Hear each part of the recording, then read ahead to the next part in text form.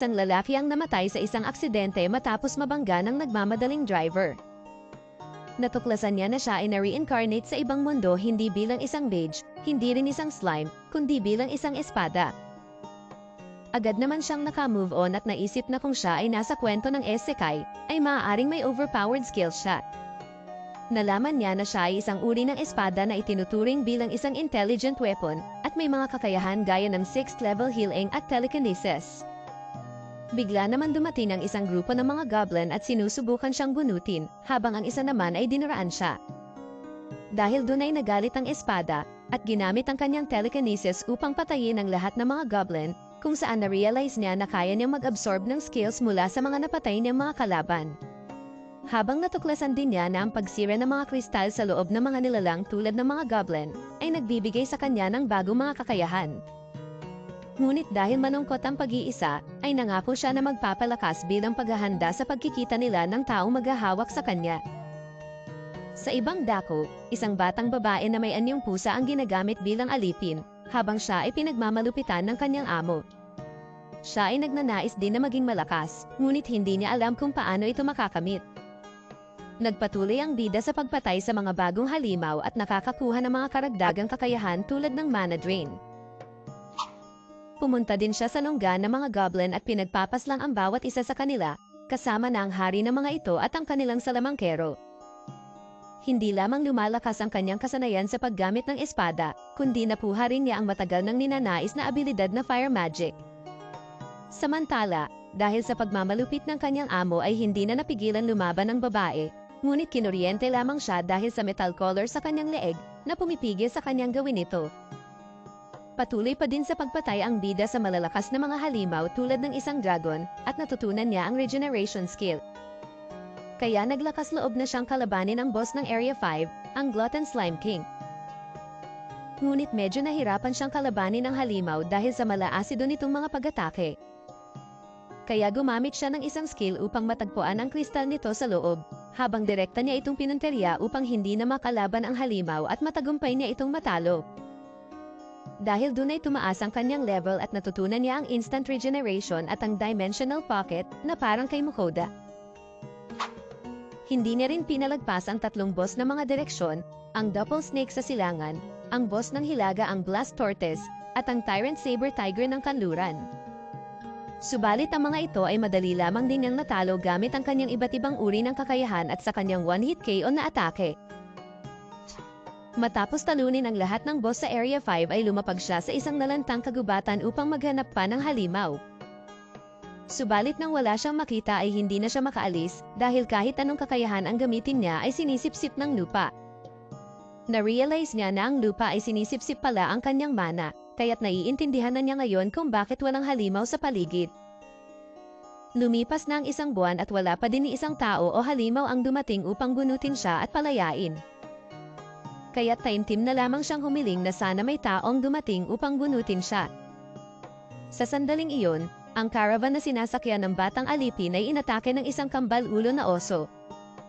Pinatay nito ang ilang alipin kasama na ang kalbong ulupong na isa sa kanilang amo at ang metal collar nila sa leeg ay nawalan ng kontrol. Nang sumugod ang halimaw ay nagsitakbuhan ang mga tao habang ang batang babae ay sinubukan lumaban, ngunit tumilapon lamang siya. Dahil nais lumaban ang batang babae ay bigla niyang nakita ang kinaroroonan ng espada, at gamit naman ang telepathy ay inutusan ng bida ang batang babae na gamitin siya at sinabing bibigyan niya ito ng kapangyarihan. Nagawang babunot ng batang babae ang espada mula sa lupa sa tamang oras, at ibinahagi ng bida ang kanyang skills at sword art sa batang babae upang matalo nito ang halimaw. Nang sumugod ang batang babae ay nagulat siya sa kanyang mga kinikilos, at pakiramdam niya ay madami na siyang nakalaban ng mga halimaw. Kaya nang matapos ng batang babae ang halimaw sa isang malakas na atake, ay nagpasalamat ito sa kanya habang ibabaon muli sana siya ngunit sinabi niya na kunin na lamang siya. Bigla naman lumapit ang isa pa sa mga amo ng batang babae at gustong kunin sa kanya ang espada. Nang ipakita nito ang kontrata ay pinaikot ng bida ang ulo nito at saka sinunog ang kanilang kontrata. Dahil doon ay pumayag ang batang babae na maging wielder ng bida dahil nais niyang maging malakas upang maging una sa kanyang lahi na mag-evolve at matupad niya ang pangarap ng kanyang mga magulang.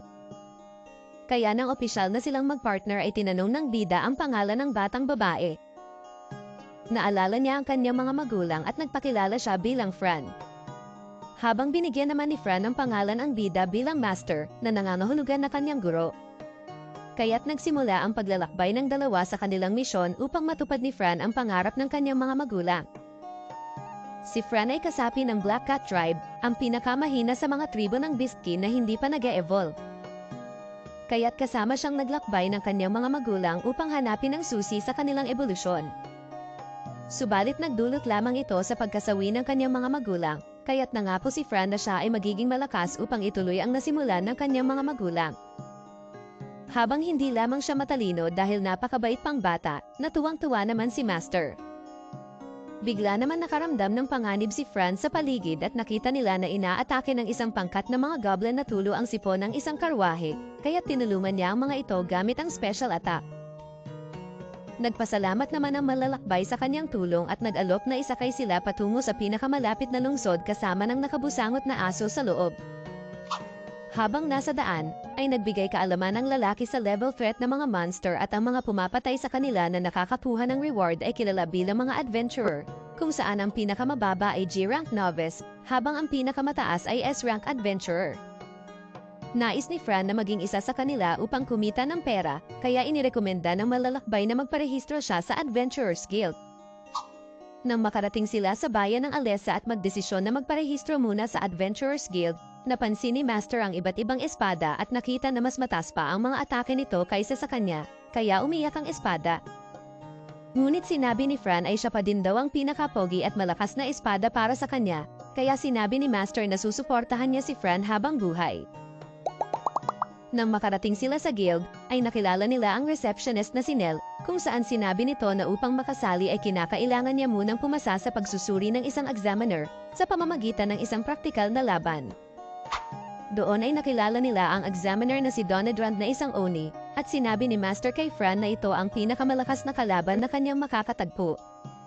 Nang magsimula ang laban, ay agad na pinakita ni Donadrand kung gaano kalakas ang kanyang mga atake gamit ang kanyang malaking palakol, habang nagagawa naman itong mailaga ng bida.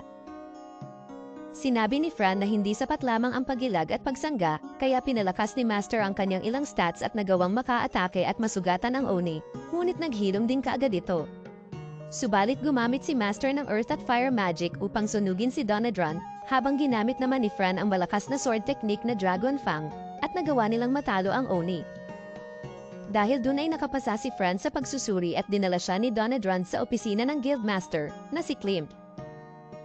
Nang tanungin siya ng Guildmaster kung saan niya natutunan ang intermediate sword skills at advanced magic art, ay hindi ito sinagot ni Fran dahil pinagutos ni Master na huwag niya itong sasabihin kahit kanino. Hindi naman naging problema ito sa Guildmaster habang tinignan naman nila ang posibleng magiging klase ng trabaho ni Fran, kung saan nagulat si Nell dahil lahat ng klase ay kayang gawin ni Fran at dahil ito kay Master. Gayunpaman, ay napagpasyahan ni Fran na maging isang sword mage class type at opisyal niyang natanggap ang kanyang guild card. Matapos yun, inilabas lahat ni Fran mula sa kunwaring item pouch ang ilang natalo ni Master na mga halimaw upang ibenta sa guild, kung saan kumita siya ng daang gintong barya na katumbas ng 1.9 milyon sa yen. Subalit nang papaalis na sila, ay hinarang sila ng isang grupo ng mga extra at gustong nakawin ang kinita ni Fran. Hindi lamang nila diniscriminate si Fran dahil sa pagiging black cat nito, kundi tinawag pa nila siyang magnanakaw habang dinamay din nila si Nell sa pakikipagsabuatan. Nainis dito si Nell at binato ang lupong aso, habang ipinapaliwanag kung paano ang tamang paraan upang kumita ng malaking pera na may konting pagmamaliit sa kanila. Nagalit naman ang asong may bang sa sinabi ni Nell at sinubukan siyang atakihin ito, ngunit pinigilan ito ni Fran. Kaya nang muling insultuhin nito ang tribo ng Black Cat, ay nagalit si Fran at pinutol ang mga paa ng asong may bangs, habang ikinagulat ito ni Master dahil nagawang pagsamahin ni Fran ang dalawang teknik sa maikling panahon lamang. Kaya pinagsisipa at suntok naman ni Fran ang mga natitirang extra, habang si Nell na daw ang bahala sa kanila at sisingilin niya ito ng malaking halaga dahil sa ginawa nilang paninira. At nang umalis ang mga bida upang bumili ng kanilang mga gamit, ay isang matanda na may godsight skill ang nalaman ang makapangyarihang espada. Habang naglalakad sila sa palengke upang maghanap ng armor, nilapitan si Fran ng matandang dwarf na nagngangalang Geres, at inirekomenda na bisitahin ang kanyang tindahan. Nang malaman nila na ito ang honorary blacksmith of Granzel, ay sumama sila sa tindahan nito at binigyan si Fran ng high-quality armor na may stat boost at skill sa murang halaga. Subalit nabigla ang dalawa nang sabihin ng Panday na alam nito na si Master ay isang intelligence weapon. Gayunpaman, tumawa ang Panday at sinabing wala silang dapat ikabahala dahil mayroon siyang God-sight skill na kayang makita ang kakayahan lalo na ang mga espada. Ipinaliwanag ng Panday na masyadong malakas si Master sa iba pang mga espada kahit na mas mataas pa ang mga attack stats ng mga ito kaysa sa kanya, dahil kayang pataasin ng todo ni Master ang kanyang attack stats gamit ang mana conductivity. Bilang halimbawa, kinuha ng Panday ang isang espada na may 450 attack stats at sinabi kay Master na gumamit siya ng 100 mana points at atakihin ng espada. Kaya nang gawin nga ito ni Master ay naputol nila ang malakas na espada na walang kahirap-hirap, habang sinabihan siya ni Geras na ang kanyang mana conductivity ay rank A. Dahil walang kaalaman si Master kung sino ang gumawa sa kanya, sinabi ni Geras na maaari na ang lumikha sa kanya ay ang Divine Blacksmith, na kilala na lumikha ng 5 legendary weapon. Nagpapasalamat sa lahat ng sinabi sa kanya ni Geras, hiniling ni Master na gawan siya nito ng isang kaluban gamit ang mga material na nakuha niya mula sa mga halimaw. Habang ang matitirang mga materyales ang magiging bayad para kay Geras, sinabi nito na kahit libre na ang gagawin niyang armor para kay Fran. Nagpasalamat naman ang dalawang bida sa unang pagkakakilala nila sa Honorary Blacksmith of Granzel. Matapos yun, bumili din sila ng mga kinakailangang bagay para sa kanilang paglalakbay tulad ng mga underwear at bagong mga damit para kay Fran. Binisita din nila ang isang general store kung saan bumili sila ng mga gamit panluto at pagkatapos ay tumuloy sa isang maayos na inn. At dahil sa pagiging alipin ni Fran ay ngayon lamang siya makakatulog sa isang malambot na kama na tila isang panaginip para sa kanya. Doon ay naawa si Master kay Fran at nangako na aalagaan niya ito at poprotektahan hanggang sa kaya na nitong mabuhay ng mag-isa. Nagluto din si Master ng masarap na lutong kantong fried chicken para sa hapunan, kung saan sobrang nagustuhan naman ito ni Fran. Kinabukasan, sinimulan na ni Fran ang pagiging isang G-rank adventurer sa pangumuha ng mga medical herbs, ngunit naboboring ang pusa dahil sa pang-noob na mission na ito. Subalit nang may marinig siyang naglalaban ay kaagad niya itong pinuntahan. Nakita nila ang isang grupo ng mga adventurer na napapalibutan at malapit ng matalo ng mga hobgoblin. Kaya nagpa siya si Fran na tulungan ang mga ito sa pamamagitan ng fire arrow magic.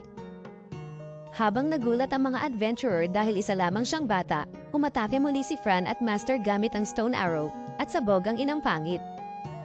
Sinundan pa ito ng ilang serye ng pag-atake ng dalawang bida, at tinapos ang mga ito sa pamamagitan ng malakas na heavy slash. Matapos lunasan ni Fran ang mga adventurer gamit ang healing magic, nababahala ang mga malalakbay dahil sa paglitaw ng mga hobgoblin na nangangahulugan na nasa paligid lamang ang Goblin King. At kung makakahanap ito ng kanyang soulmate na Goblin Queen, ang kanilang mga anak ay maaaring bumuo ng isang hukbong hobgoblin na maaaring maging banta sa lungsod ng Alessa. Habang ang tatlo ay nagplanong umatras, si Fran ay nagpasyang harapin ang mga bagong dating pang mga goblin dahil para na din sa kanyang pagsasanay. Umangat ang level ni Fran patungong level 8 habang gumagamit siya ng mas malulupit pang mga atake. Subalit nagsimulang magtulungan ang mga ito at lumaki ang kanilang bilang, kaya't inirekomenda ni Master na umatras muna sila. Sinubukan kumbinsihin ito ni Master ngunit tumanggi si Fran at pinipilit na manatili upang lumaban. Na-realize ni Master na alam ni Fran na mahina pa ang kanyang sarili, kaya lumalaban ito hanggat sa makakaya niya upang lumakas at maabot ang kanyang mga pangarap. Dahil nais tugunan ang determinasyon ni Fran, nagpa siya si Master na tulungan ang batang pusa sa abot ng kanyang makakaya hanggang sa nagawa nilang matalo ang lahat ng mga halimaw, at naabot ang level 12 bilang kanyang pabuya. Bumalik sila ng lungsod upang ipagawa ang armor ni Fran kay Geras, kung saan sinabihan nila ito na natagpuan nila ang lungga ng mga goblin at malamang na iyon ay isang dungeon. Dumating din ang mga adventurer na niligtas nila kanina na may kasamang backup, habang tinuro nila ang pinaniniwalaang dungeon. Nang utusan siya ng isa na mag-report sa kanyang nakita, nagulat si Donedron sa lagpas 100 na napatay ni Fran na mga goblin nang siya lang mag-isa. Dahil naniniwala si Klimt na may mga malalakas pang mga goblin ang nagtatago sa loob ng dungeon, inutos ni kay Donedron na gumawa ng emergency recruitment sa lahat ng adventurer upang sugpuin ang problema nila sa mga goblin. Habang itinaas naman ni Klimt ang ranggo ni Fran patungo sa F-rank dahil sa ginawa nitong pagpaslang sa maraming mga goblin. Matapos makinig sa buong istorya at matagumpay na maayos ni Garrus ang armor ni Fran, nagpaalam na ang mga bida habang na makabalik sa inn, ay nais naman maligo ni Fran. At dahil marumi din daw si Master ay pinilit ito ni Fran na dalhin sa pampublikong paliguan.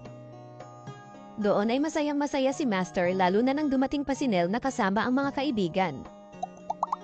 Matapos maligo ay kumain ng sabay sila Fran at Nell, habang sinabihan ng pusa na huwag na daw magdadala ng matutulis na bagay sa loob ng banyo. Doon ay naikwento din ni Nell ang 10 malalakas na Diyos kasama ang God of Chaos na pinaniniwala ang nagdala ng mga hamon sa mundo tulad ng mga Dungeon Masters upang maiwasan ang kawalan ng pagunlad. Habang may Diyos din ang digmaan ngunit ito ay nahumaling sa kapangyarihan kaya naging masama ito. Sinubukan nitong lupigin ang lahat ng Diyos ngunit ito ay natalo at hinati-hati ang katawan nito. Habang ang ibang bahagi ng katawan na hindi naikulong ay naging mga halimaw tulad ng mga goblin at mga orc. Habang ito ay kapaki-pakinabang na impormasyon para kay Master, hindi naman nakinaya ni Fran ang sobrang daming impormasyon kaya't pinatulog na ni Master ang pusa. Kinabukasan, bumisita muli sila sa shop ni Garrus at ibinigay sa kanila ang custom na kaluban na hiling ni Master. Agad na naghubad si Master habang sinubukan ang kanyang bagong kaluban at natuwa naman ang espada. Kaya habang ang kanyang mga masayang customer ay nagayos na para sa dungeon raid, binigyan sila ni Garrus ng kanyang mga pinakamabuting pagbati.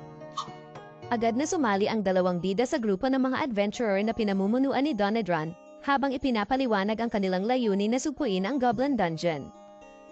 Subalit hindi pa nga sila nakakapaghanda, ay isang sambuwahe ng mga goblin ang bumulaga na nagdulot ng paghihiwa-hiwalay ng mga adventurer sa mas maliit na mga grupo, kaya inutusan ni Master si Fran na sumugod. Ngunit dahil sa bago niyang titulong Goblin Slayer, ay pinangingilaga na siya ng mga goblin. At nang makitang nasasaraduhan ang bunganga ng dungeon, ay ginamit ni Fran ang skill na mid-air jump upang magkaroon ng aerial view, at saka ginamit ang tri-explosion upang pumatay ng mga goblin ng sabay-sabay. Habang nagugulat ang ibang mga adventurer sa kanyang pinapakita, ginamit ni Master ang skill na Fire Blast upang sunugin ang mga nakaharang na mga goblin, at tuluyan mabuksan ang daanan patungo sa loob ng dungeon.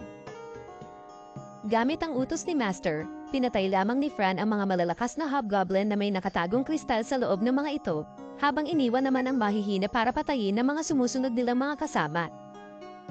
Di naglaon ay natagpuan nila ang isang opening na may daanan patungo sa ikalawang palapag. Kaya ginamit ni Master ang kanyang echolocation skill upang ma-scout ang lugar at ma-detect ang posibleng pinagtataguan ng malalakas na kalaban. Samantala, matapos tapusin nila Donedran at ng mga iba pang adventurer ang mga natirang goblin na iniwan ni Fran, siya ay pinag-usapan dahil sa kanyang mga kamanghamanghang ginawa. Di naglaon ay natagpuan ng mga bida ang lokasyon ng hari at reyna ng mga goblin habang pinalilibutan ng mga bata nito. Ang plano ni Master ay siya daw ang baalang pumatay sa mga bata nito gamit ang magic, habang si Fran naman ang papatay sa hari at reyna. Pumayag naman ang pusa at nagpakawala si Master ng Fire Blast at Fire Javelin upang sunugin ang mga goblin. Subalit nang umatake si Fran at nakita na napasama pala ang hari at reyna sa mga namatay na mga goblin, ay nagtampo ang pusa dahil ninakaw daw ni Master ang laban na para sa kanya. Habang binabaybay nila ang dulo ng dungeon, narating nila ang isang malaking pinto, kung saan nang makapasok sila sa loob nito, ay nag-aabang pala sa kanila ang malaking bilang ng army beetles. Nang umatake sa kanila ang mga insekto, ay pinahihinto ni Master ang mga ito habang pinaghihiwa naman ni Fran ang malaking bilang ng mga ito. Subalit matapos ang 30 minuto ay hindi pa rin mga ito nauubos dahil mayroon palang summoning skill ang boss ng mga insekto. Kaya naisip ni Master na pasabugin ang mga insekto habang pinatay ni Fran ang kanilang boss at kinuha ang kristal nito. Matapos magkaroon ng summon minion skill ay nakita ni Fran ang isa pang pinto kung saan naramdaman nila na may malakas na puwersa sa kabilang bahagi. Kaya bago sila pumasok, ay nagcast si Master ng mga buffs para kay Fran upang ihanda sa darating na laban, at saka nangako na kapag nakauwi sila ng buhay, ay ipagluluto niya ang kuting ng chicken curry. Nang makapasok sila sa loob, ay agad silang binati ng akala mo parang isang wakwa na isa palang greater demon. Nalaman nila na isa itong threat level B na halimaw na may malalakas na skill tulad ng skill taker na kaya magnakaw ng mga kakayahan. Habang nagngangangaw ang demon ay biglang may sumigaw na tapusin na niya ang mga bida, kung saan ang tunay pala na dungeon master ay isang mahinang goblin na nag-evolve. Naglabas ito ng kanyang mga hinanaing dahil sa pagpatay ng mga bida sa kanyang mga goblin at nagbanta na maglalabas muli siya ng mga halimaw. Subalit biglang pinatamaan ito ng demon at nagbanta na siya ay papatayin kung di siya tatahimik, kung saan natakot naman ang pandak na boss. Kaya nang magsimula ang laban, ay naglabas din ito ng malakas na espada at saka bigla nitong inatake si Fran. Nang masubukan ng demon ang galing ng bida sa paggamit ng espada, ibigla itong naglaho at lumabas sa likuran at nagawang hiwain ang mga kamay ni Fran. Dahil sa panic, ay mabilis na nakapag-cast si Master ng firewall at agad na gumamit ng Greater Heal upang maikabit ang mga kamay ni Fran. Dahil dito ay ginanahan lalo ang demon at gumamit ito ng shadow magic at inatake ng ilang beses si Fran sa kanyang likuran habang nagagawa naman masangga sa tulong ni Master. Kaya nang ma-realize ni Master na ginagamit pala ng demon ang anino ni Fran upang mag-teleport, ay mabilis silang umilag at nagawang makapagbigay ng ataking may lason. Ngunit agad itong nakapag-counter ng malakas na dark magic at sinabing hindi daw siya tinatablan ng lason. Nang sabihin ni Master na medyo tabingi sila sa laban, ay determinado pa din si Fran na manalo. Muling umatake ang bida ng ilang beses sa demonyo at nagawang masugatan ito ng ilang beses. Dahil aminado na mas magaling sa kanya ang bida, ay ginamit ng demonyo ang kanyang skill taker at kinuha ang swordsman skill ni Fran. At nang subukan na ito ng Greater Demon ay nagawa pa din makalaban ni Fran, dahil ang skill taker ay hindi gumagana sa hiram na kakayahan since ibinahagi lamang ito ni Master kay Fran. Sinubukan tumulong ng Dungeon Master at naglabas ng maraming hobgoblin, ngunit pinasabog lamang ito ng demon dahil ayaw niya may nakikialam sa kanyang laban. Kaya naglabas ng malakas na dark magic ang demon at muling inatake ang mga bida na nagpayanig sa buong bahagi ng dungeon at naramdaman ng iba pang adventurer. Nais na mga itong pumasok sa loob dahil nag-aalala sila kay Fran, ngunit hindi nila magawang mabuksan ang pinto. Nang makita ng demon na buhay pa din ang mga bida at nagagawa pa din makailag sa kanyang mga atake, umatake na ito ng sabay-sabay gamit ang kanyang dark magic at pinasabog ang kahit saang sulok ng dungeon. Habang patuloy ang pag-atake ng demon, ay napansin ni Master na iniiwasan ito na tamaan ng Dungeon Master. Kaya upang subukan ang kanyang teorya, inatake ni Master ang Dungeon Master kung saan napilitan ng demon na protektahan ito mula sa mga pag-atake. Kaya nang tama ang kanyang naalala na kapag namatay ang Dungeon Master ay masisira ang dungeon at mawawala ang mga halimaw, ay nagpaulan ang mga bida ng fire magic laban sa demon na pinipigilan naman ang mga ito gamit ang mana barrier. Subalit dahil sa tindi ng mana barrier ng demon, ay alam ni Master na maaari silang maubusan ng mana, kaya sinabi niya kay Fran na kailangan nilang sumugal upang matalo ang demonyo. Kaya nang makaisip si Master ng bagong plano, ay inihagis siya ni Fran patungo sa Dungeon Master habang nagcast naman si Fran ng fire magic upang atakihin ang demon. Ngunit nalaman ng demon ang kanilang plano at inatake nito ang espada, subalit biglang lumiko si Master dahil ang kanilang orihinal na plano ay wasakin ang kristal ng demonyo. Ngunit nang magawang mapigilan siya ng demonyo, ay ginamit na ni Master ang kanyang buong mana upang tapusin na ang laban at ipaghiganti sa ginawa nito kay Fran.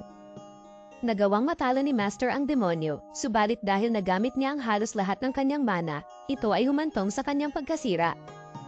Ngunit habang humahagulgol si Fran para sa kanyang teacher, ay nagsimulang mag-regenerate si Master, salamat sa kristal ng Greater Demon na kanyang na-absorb. Kaya habang masaya ang parang magama sa muli nilang pagsasama, ay binabalak naman ng Dungeon Master na mag-summon pa ng panibagong Greater Demon. Ngunit pinigilan nito ni Fran gamit ang espada ng demonyo, habang pinutol din niya ang kamay nito nang ipakita ang isa daw revival wristband na pwede daw nitong ikabuhay muli. Nang mamatay ang Dungeon Master ay kasabay nitong nagbago ang buong dungeon, samantala ay itinago naman nila ang espada ng demon habang nagawa na rin makapasok ng iba pang mga adventurer. Namangha naman ang mga adventurer nang malaman nilang mag-isa lang ni Fran na pinatay ang isang B-rank na halimaw, habang masaya naman si Donadron dahil ligtas ang bida. Ngunit saka naman siya pinagsabihan dahil sa pag-iwan niya sa kanyang mga kasama, kaya sinermonan siya ng rules ng pagiging isang adventurer. Nang sila ay papauwi, masaya si Master dahil umabot na sa level 25 si Fran, habang siya naman ay tumaas ang kanyang mga stats. Subalit nang tanungin niya si Fran ay masama pa din pala ang loob nito dahil sa pagkakasermon sa kanya ni Donadron. Kaya upang pag-aanin ang loob ni Fran, ay sinabi ni Master na magluluto siya ng curry gaya ng kanyang ipinangako, kaya masayang masaya ang kuting.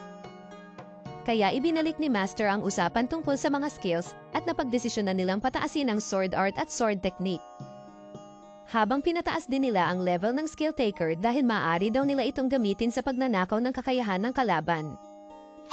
Nang makabalik sila sa guild, binati si Fran ni Clem para sa kanyang nagawang tagumpay sa dungeon, habang kinuha nila ang bangkay ng demon para sa mga materyales. Subalit na magtaka ang guildmaster dahil wala daw ang kristal nito sa loob ng katawan na pinakamahalagang materyales, ay nagsinungaling si Fran na nawasak ito matapos niyang patayin ang halimaw. Bagamat wala naman siyang magagawa, naniwala naman si Clem kay Fran ngunit biglang may dumating na isang lalaki na may bigote, at tinapusahan na nagsisinungaling daw ang bida. Ipinakilala nito ang kanyang sarili bilang si August Olsan, ang vice captain ng Alessa Knights na feeling cute. Sinabi nito na hindi makakapagsinungaling sa kanya ang bida dahil mayroon siyang skill na kayang makadetect ng kasinungalingan.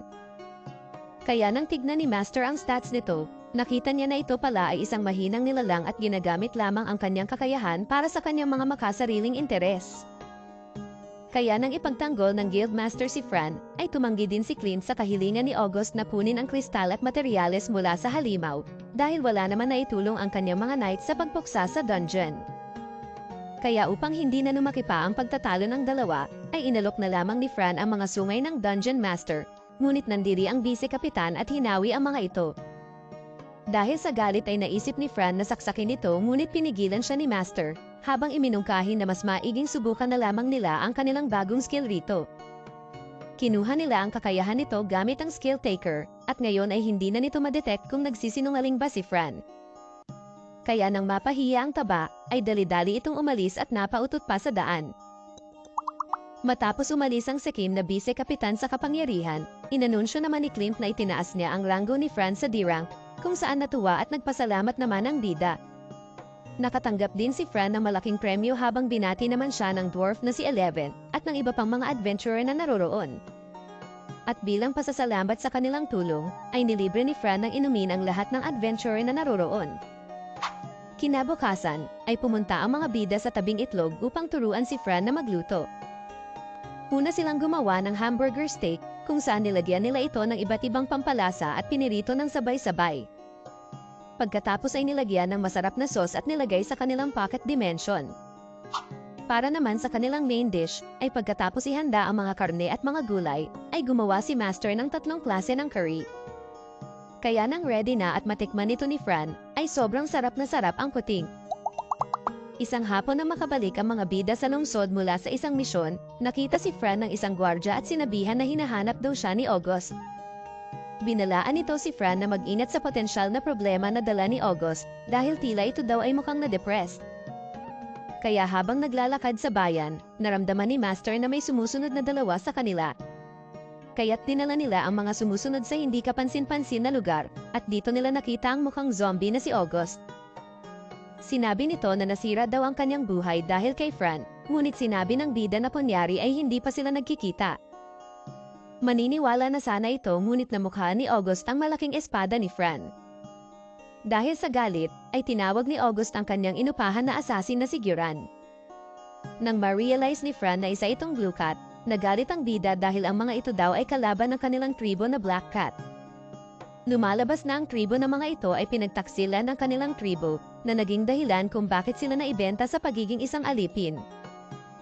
Dahil sa takot ay hindi makagalaw si Fran kahit na ang kalaban ay nagawa ng makalapit, buti na lang ay alerto si Master at nagawa niyang masangga ang atake ng kalaban. Naalala pa ni Fran kung paano sila ilang beses inatake ng mga ito kasama ang kanyang mga magulang habang sila ay naglalakbay, bago siya sinipa at tumilapon. Sinabi pa ni Guran ang ginawa niyang pambubugbog at pagpatay sa mag-ina na isang kalahi nila Fran, kung saan lalong napanghinaan ng loob ang batang Black Cat. Kaya pinalakas ni Master ang loob ni Fran nang ipaalala nito kung ano ang kanyang layunin, habang sisiw lamang si Guran kaysa sa kanyang nakalaban na Greater Demon. Dahil dun ay nabuhayan ng loob si Fran at nagpasalamat sa kanyang Master. Habang matapos malaman ni Fran na madami na napatay si Guran na kalahi nila, hindi na malayan ng kalaban na hiniwa na pala ng bida ang kanyang kamay kasama ng espada. Mabilis ding niyang hiniwa ang mga binti at braso ng malupit na Blue Cat, upang pagbayaran nito ang kanyang mga ginawang krimen sa kanilang lahi. Bilang paghihiganti at layunin na mabago ang buhay ng kanilang lahi, hiniling ni Fran kay Master na siya ang gumawa upang tapusin ito at ipakita din sa kanyang lahi na kaya din nilang lumaban. Matapos linisin ang kalat, iniisip nila kung isusunod ba nila si August, subalit biglang lumabas ang isang water spirit na ipinadala ni Klimt upang pigilan sila at pinapunta sa kanyang opisina.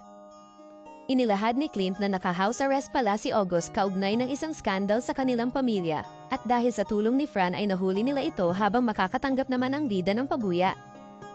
Subalit bago pa man makalabas si Fran upang punin ang kanyang pabuya, tumalbog ang mukha niya sa bumper ng isang elf. At nang makita siya nito, ay bigla itong sumunggab at niyakap siya ng elf habang sinabing siya daw ang nanay niya. At nang sabihin ni Fran na hindi daw siya ang kanyang ina, ay bigla ulit itong sumunggab at sinabing maaari daw niya siyang tawaging mama. Nang patigilin ito ni Klimt, humingi naman ito ng paumanhin dahil ang cute daw kasi ni Fran. Ipinakilala ito ni Klimt bilang si Amanda, isang rank A adventurer, kung saan nagulat sila sa taas ng stats nito. At bago pa umalis si Fran, sinabi ni Amanda na magkikita pa daw muli sila. Kaya pagkaraan nga ng ilang araw ay palagi itong nakasunod sa kanila kung saan man sila pumunta, hanggang sa nakipag-usap na si Fran kay Nell upang magsumbong. Sinabi ni Nell na kahit daw mukhang weird si Amanda ay hindi daw ito masamang elf, kung saan nagmamay-ari daw ito ng isang bahay ampunan para sa mga bata na nawala ng magulang. Subalit bigla itong sumulpot sa tabi ni Nell na ikinagulat pa ng front desk, habang sinabi na ipinapatawag si Fran ng guildmaster. Sa opisina ni Klimt, ipinakita nito ang ilang kristal na nakolekta niya noong siya ay isang adventurer pa lamang na mula daw sa malalakas na halimaw. Bibigyan daw siya nito ng 2 kristal kapalit ng pagsali niya sa isang dungeon quest na tinatawag na Spider's Nest. Ngunit dahil magaling si Fran sa pakikipagtawaran, siya ay nakakuha ng 5 kristal mula kay Klimt, kahit pa ito ay medyo naiinis. Napag-alaman ni Fran na mayroon daw kumakalat na chismis na posibleng binayaran niya ang mabilis niyang pagangat sa ranggo, kung saan upang tapusin na ang mga chismis na ito, ay kailangan niyang patunayan ang kanyang sarili sa isang D-rank dungeon quest. Subalit biglang dumating si Amanda at sinabing sasamahan niya si Fran, lalo na't puro lalaki ang kasama sa misyon. Habang kumakain si Fran ng hapunan, inilabas ni Master ang mga kristal na ibinigay ng Guildmaster. Walang sinayang na sandali si Master at kinain ang lahat ng kristal, kung saan tumaas ang kanyang stats at natuto pa ng ilang skills. Kinaumagahan, nang dumating si Fran sa itinakdang lokasyon, agad na inilahad ni Cruz ng Asher Guardians ang kanyang sarili at ng kanyang mga kasamahan, na sila ang magsisilbing mga tagapamahala para sa kanilang misyon. Nagpakilala din ang leader ng grupong Dragon's Roar na si Crad, at nagbigay ng hindi magandang tingin kay Fran, habang nagpakilala din ang leader ng grupong Eyes of the Forest na si Frien. Subalit matapos magpakilala ni Amanda at ni Fran, lumapit ang naiinis na si Crad sa bida at hinapusahan na may koneksyon sa Guildmaster dahil sa mabilis na pag-angat sa ranggo, habang tinawag niya ding gurang si Amanda. Kaya nagalit si Amanda sa sinabi nito at pinisil ang ulo ng madaldal na adventurer. Bago magsimula ang kanilang ekspedisyon, ipinaliwanag ni Cruz ang magiging papel ni Amanda bilang tagapagmasid, habang isinaad din niya ang kanilang layunin sa misyon at kung nasaan ang Spider's Nest. Subalit habang papunta sila sa kanilang destinasyon, ilang beses sinubukan na takihin ni Crad si Fran, kung saan palagi naman itong pinipigilan ni Amanda. Dahil medyo hapon na sila nang makarating, nagdesisyon si Cruz na simulan nila ang kanilang misyon kinabukasan at magpalipas muna ng gabi. Kaya habang si Fran ang unang naatasan na magbantay, nilapitan na naman siya ng makulit na si Crad at hinamon siya sa isang duel upang patunayan ang kanyang ranggo. Hindi na sana ito papatulan ni Fran ngunit nang kutsain nito si Master na isa lang daw na laruan na espada, nagalit ang kuting at tinanggap ang hamon ng makulit na adventurer. Kaya bago sila magumpisa ay nagcast muna si Fran ng Wind at Earth Magic upang malaman kung may paparating na halimaw, na ikinagulat naman ng ibang adventurer dahil kaya niyang gumamit ng 2 magic ng sabay. Nang ipakita din ni Crad ang kanyang sandata at ipinagmamalaki na wala pa daw nakakatalo sa kanya paggamit ang sibat na ito, sinimulan niyang atakihin si Fran ng kanyang ilang spear technique ngunit madali lamang itong naiiwasan ng bida. At dahil masyadong mabagal si Crad sa batang adventurer na hindi pa gumagamit ng kanyang mga kakayahan, ay madali lamang itong natalo ni Fran gamit ang malakas na sipa. Matapos matalo ang isa, nagkaroon naman ng interes si Amanda kay Fran at humiling na magduelo din sila.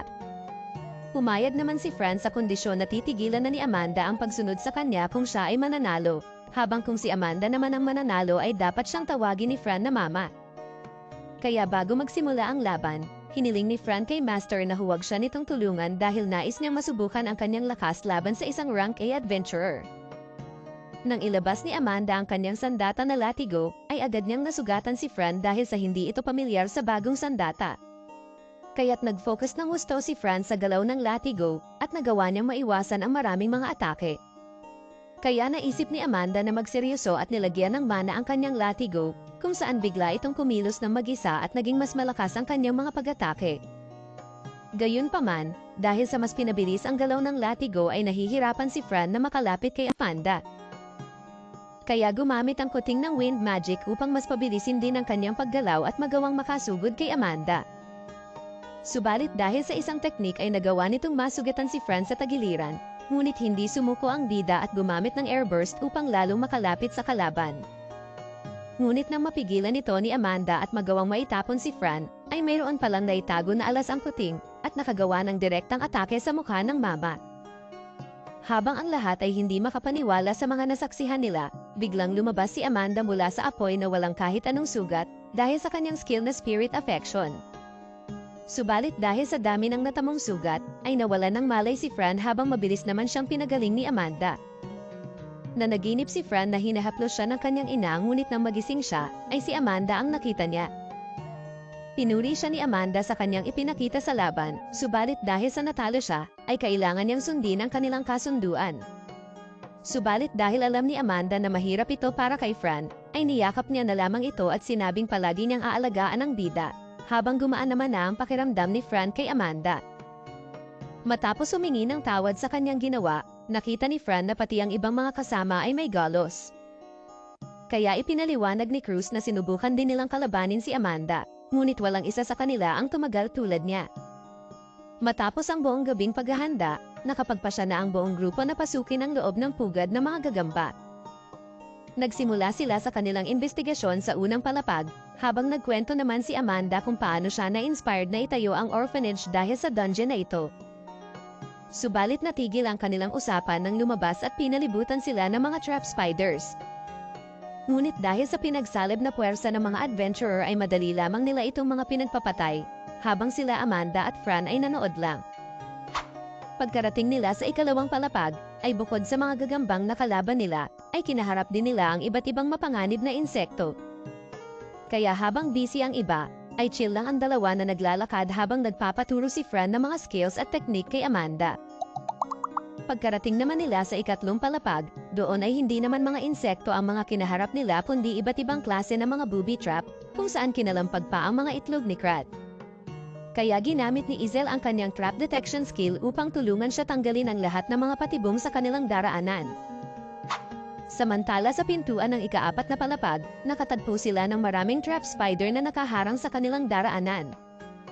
Kaya gumamit si Freya ng kanyang wood magic upang patayin ang mga maraming trap spider na nakaharang sa harap ng pinto, habang ipinapaliwanag naman ni Amanda kay Fran ang compound magic kabilang ang iba't ibang elemento, kung saan ang thunder magic ang nakakuha ng interes ni Fran. Nang makapasok ang lahat sa ikaapat na palapag na tila isang save point, nagpa siya muna ang buong grupo na magpahinga at kumain, habang binigyan naman ni Fran si Amanda ng curry. Sinabi ni Crad na parang isilang daw ang kanilang exploration sa dungeon, ngunit nagpayo si Cruz na huwag silang maging kampante, dahil maaaring may mas pabigat pang mga pagsubok ang naghihintay sa kanila sa kailaliman ng dungeon. Kaya nang magpasya ng magpatuloy ang buong grupo sa ikalimang palapag, doon ay nakaharap nila ang mas marami at malalaking trap spiders, kung saan inulit ni Cruz sa grupo na once makuha nila ang mga kristal mula sa dungeon score, sila ay sisibat na. Subalit nang marating nila ang ika-6 na palapag, sila ay na-ambush ng bagong uri ng mga trap spiders at nalaso ng isa nilang kasama. At dahil hindi tumatalab ang ordinaryong antidote sa laso ng mga ito, ay pinagaling ito ni Fran gamit ang healing magic at sinabi sa lahat na masyadong poisonous ang mga spiders dito. Kaya nang makita na magiging mahirap ito sa mga E-rank party, ay nagpa siya si Cruz na umatras pabalik sa ikalimang palapag, habang nilinis naman nila Amanda at Fran ang kanilang daraanan. Subalit ang dalawa sa kasama ni Crad ay naghahalusinate na nakakakita daw ng mga gagamba, kaya nagpanik ang mga ito.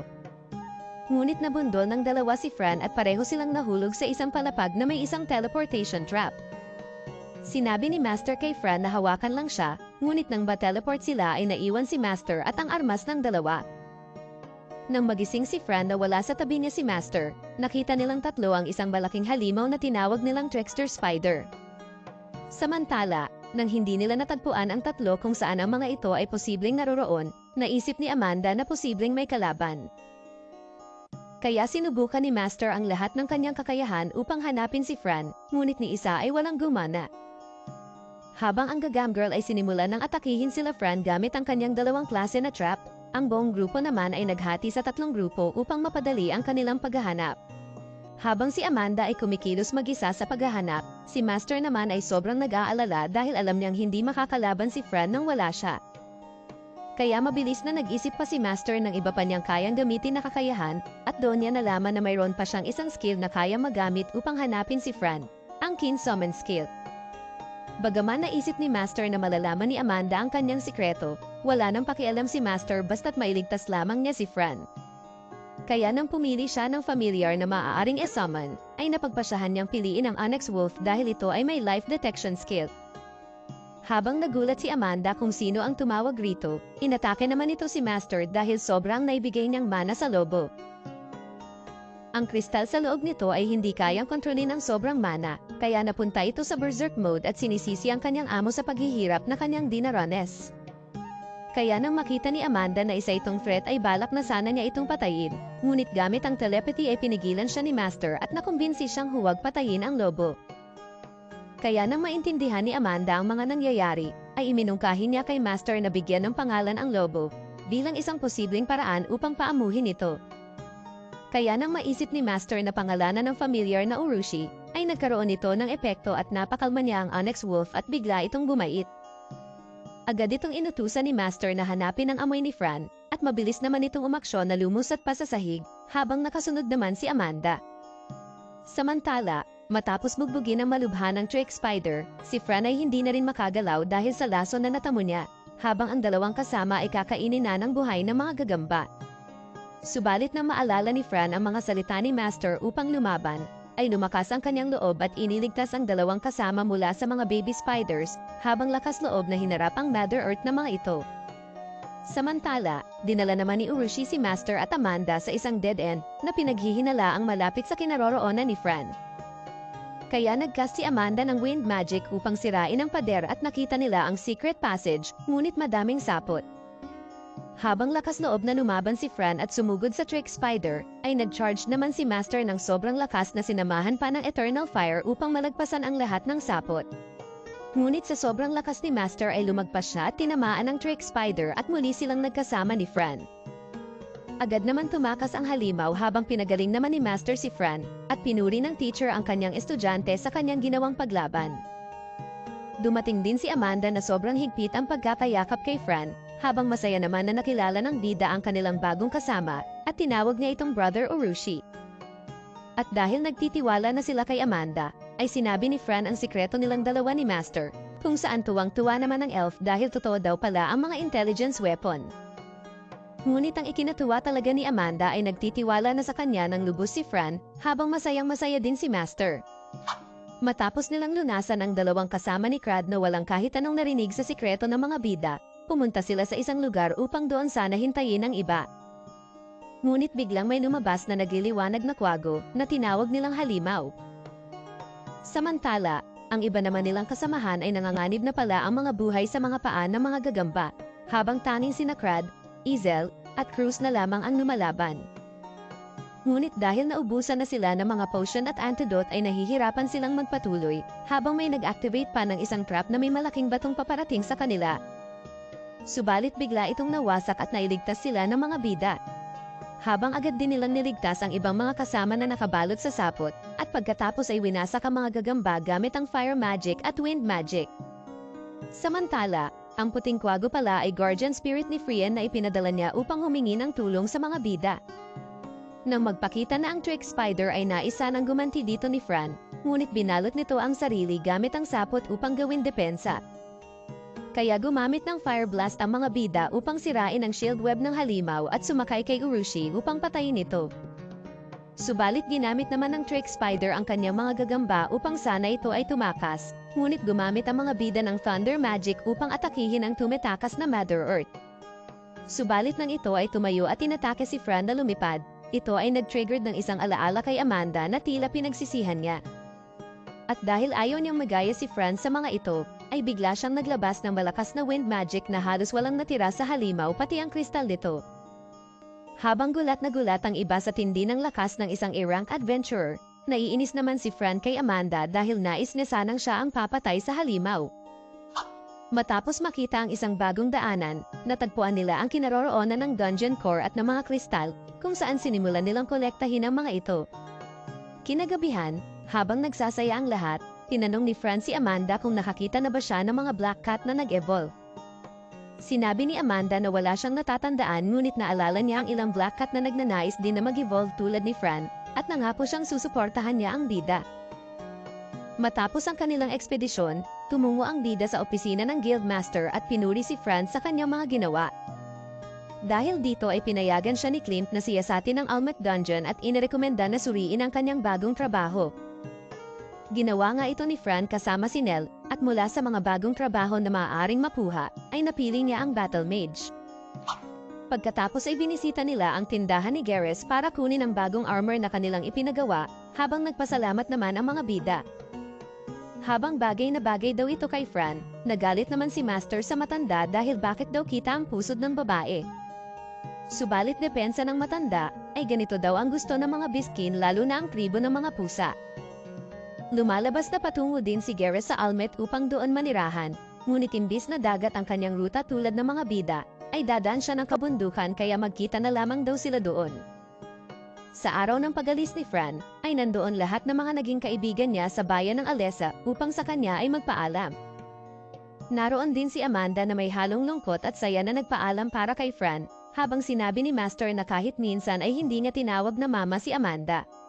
Kaya bago sila makalayo, ay tinawag ni Fran si Amanda na Ma'am Anda.